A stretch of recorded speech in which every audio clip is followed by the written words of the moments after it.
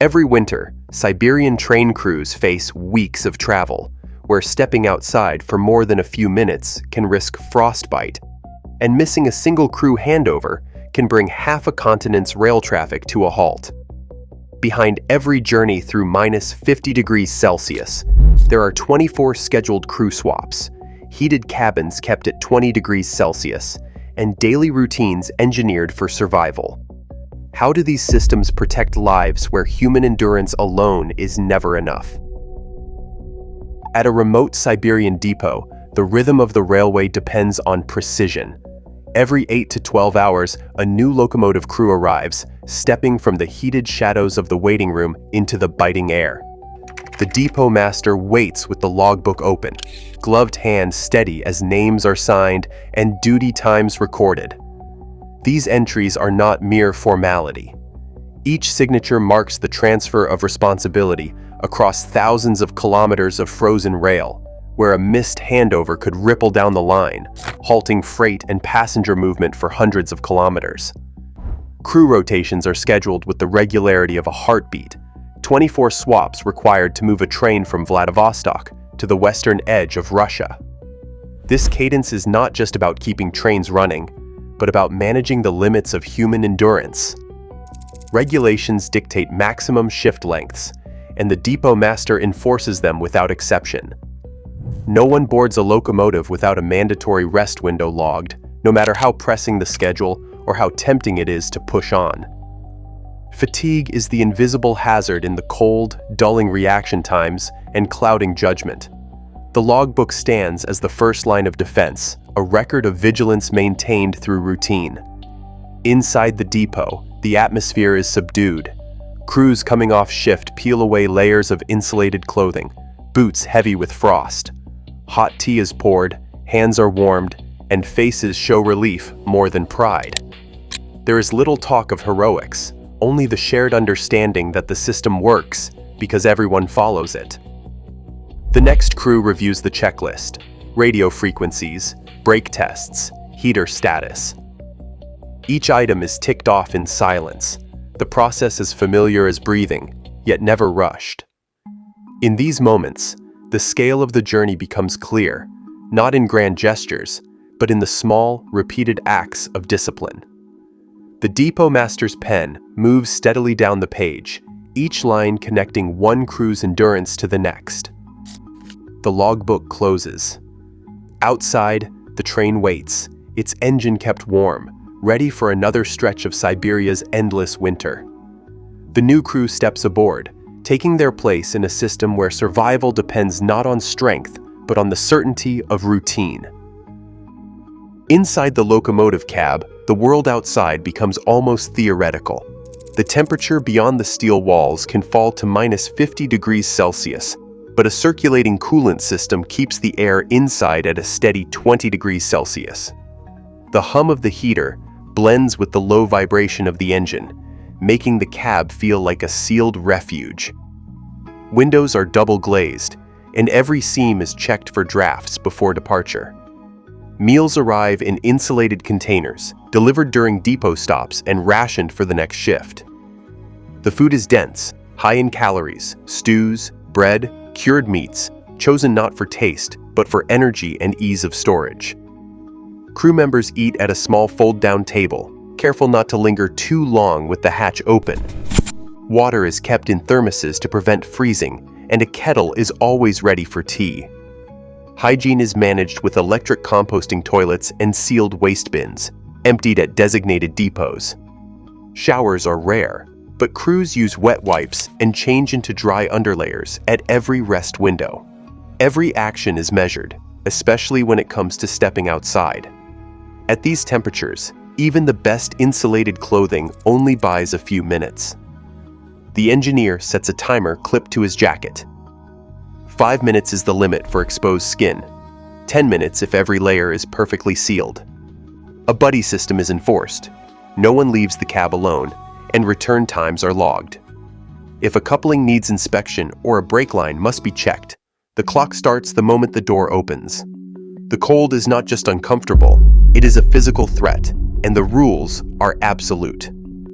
Personal protective equipment is staged in order: thermal base layers, wool, insulated overalls, mittens, face mask, boots rated for Arctic cold.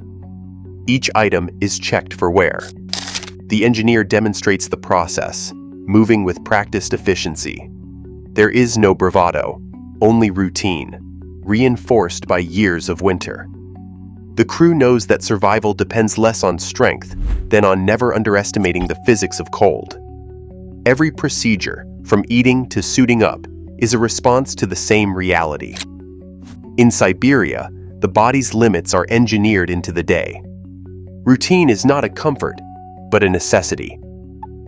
A maintenance foreman moves along the length of the locomotive, boots crunching over packed snow, clipboard in hand. Each stop on his checklist is dictated by physics, not preference. He begins with the brake shoes, running a gloved hand along the metal to feel for cracks. In this cold, steel turns brittle, and a missed fracture could mean brake failure hundreds of kilometers from help. He taps the wheel flanges with a hammer, listening for the clear ring that signals integrity. A dull note indicates hidden ice or damage. He crouches to check the couplings, brushing away frost to inspect the locking pins. Any buildup of ice here could stop the train from moving, or worse, cause a separation on the line. Pneumatic hoses are next. The foreman squeezes each connection, checking for stiffness or leaks. Heated wraps and insulated couplings keep air moving through the brake system, but moisture is always a threat. An air dryer mounted near the compressor hums quietly, pulling water vapor from the lines before it can freeze and block the brakes. Every connection is checked for warmth, a sign that the heating elements are working. Fuel tanks are treated with anti-gel additives, the mixture adjusted daily as temperatures drop. Recirculation pumps keep the diesel moving, preventing it from thickening into wax.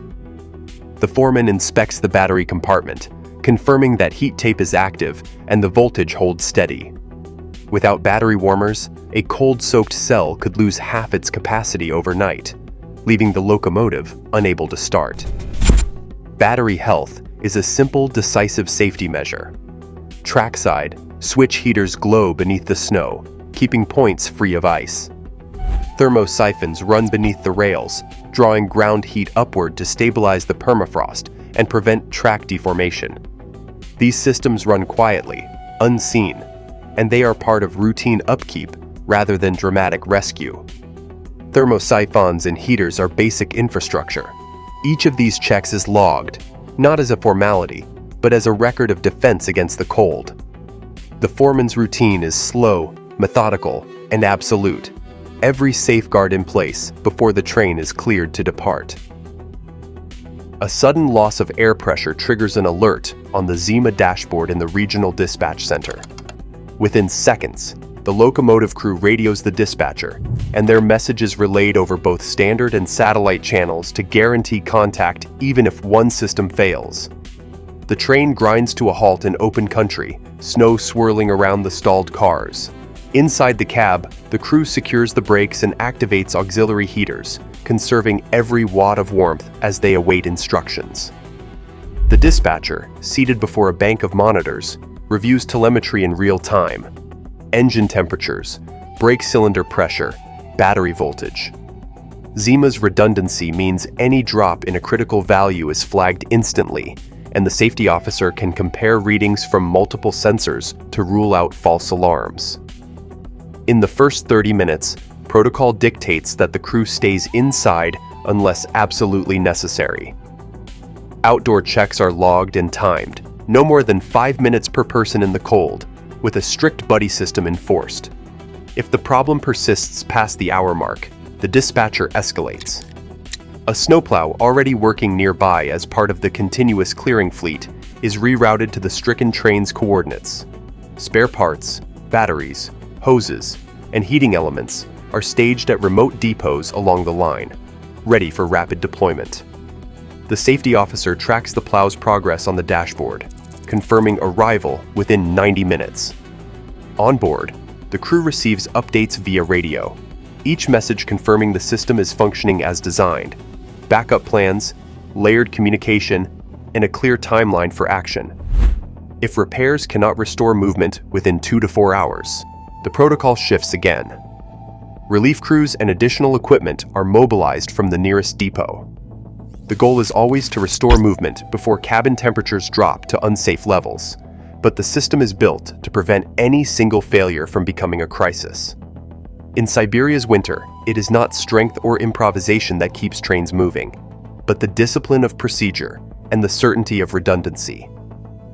Every winter, Siberia's trains keep moving, not because of heroics, but because systems respect human limits. As global infrastructure faces harsher extremes, survival hinges on planning, not endurance. The physics of cold remain non-negotiable. Anywhere that people and machines meet the edge of what is possible,